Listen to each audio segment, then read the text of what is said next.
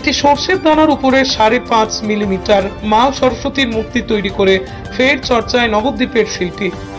Record তৈরি হয় record ভাঙার জন্যই, কথাটা বেশিরভাগ শোনা গেছে বা যায় খেলার মাঠে, যদিও এই প্রচলিত কথাটির ব্যবহার সর্বত্রই কম বেশি হয়ে থাকে। আর এবার নিজের নিপুণ শিল্পকলায় নিজের রেকর্ডই ভেঙে দিলেন নিজেই নবদ্বীপের শিল্পী গৌতম সাহ। সামান্য একটা সর্ষে দানার উপরেই মাটির রং দিয়ে ফের একবার শিল্পকলায় নিজের সৃষ্টি করলো নদিয়ার নবদ্বীপের এক শিল্পী, যিনি পেশায় একজন অঙ্কন শিক্ষক। তিনি জানান, গত বছরে তিনি 8 মিলিমিটারে দেবী সরস্বতীর মূর্তি তৈরি করেছেন। এবার সেই রেকর্ড ছাপিয়ে একটি সর্ষে দানার উপরেই 5.5 মিলিমিটারের দেবী সরস্বতীর মূর্তি তৈরি করে মা সরস্বতীর প্রতি শ্রদ্ধা নিবেদন করেন তিনি।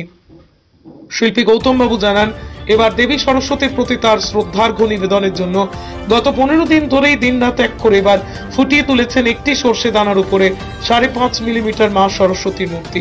আর এবারে তার এই সৃষ্টি দেখতে বাড়িতে হাজির হচ্ছেন অনেকেই। পরবর্তীতে আরো এই ধরনের কাজ করার ভাবনা রয়েছে শিল্পীর। তবে শিল্পীর যোগ্য সম্মান বা আর্থিক সাহায্য কি কিছু মেলে? প্রশ্নের উত্তরে কিছুটা হতাশার সাথেই তিনি বলেন, এখনো সেভাবে কোথাও কিছু মেলেনি, তবে শহরের বিভিন্ন জায়গা থেকে সম্মানিত হয়েছি, আর্থিকভাবে কোনো সহায়তা মেলেনি।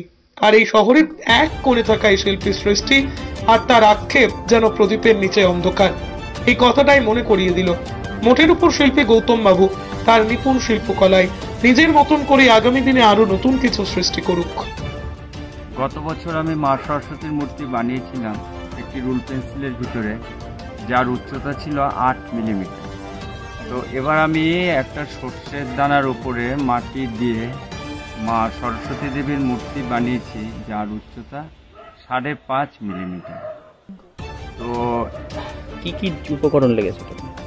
এর মধ্যে আছে মাটি, আঠা, জল, রং, এইসব উপকরণ দিয়ে তৈরি হয়েছে মূর্তি। মোটামুটি শুরু থেকে কতদিন লেগেছে? দিন 15 সময় লেগেছে মূর্তিটি বানাতে। এখনো পর্যন্ত কি আপনি মানে এই যে মা সরস্বতী 5 মিলিমিটার বলছেন, আর কি অতীতে এর থেকে ক্ষুদ্র মূর্তি আছে? না, এটা আমার জানা নেই এর থেকে ক্ষুদ্র আছে। এটা মোটামুটি কিভাবে আপনি এটাকে সংরক্ষণ করছেন বা কিছু?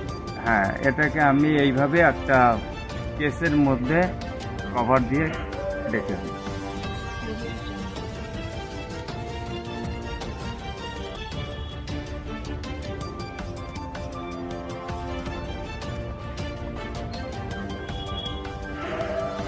আপনার নাম?